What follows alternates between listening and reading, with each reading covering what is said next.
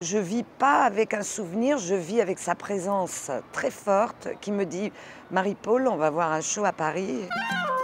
Marie-Paul, le film va sortir. » J'ai eu des rêves, il m'a pénétrée mentalement. Le point de départ de Downtown 81, c'était l'envie, le désir de montrer ce qui se passait à New York à l'époque. Tout un tas de gens qui étaient arrivés à New York parce qu'il y avait justement ce sentiment de liberté, d'opportunité. C'est pas un documentaire, moi j'appelle ça une odyssée musicale.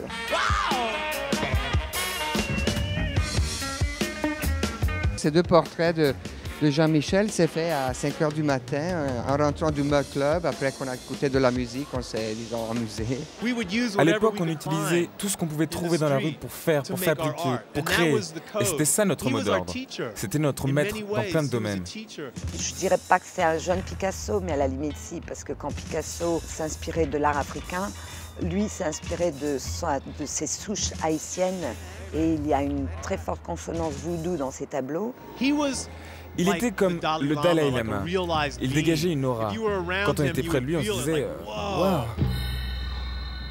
Quand par exemple, je sens que j'ai besoin de lui ou quoi, ou qu'il a besoin, je lui dis que je l'aime pour tout ce qu'il nous a laissé, oui. Jean. Kat.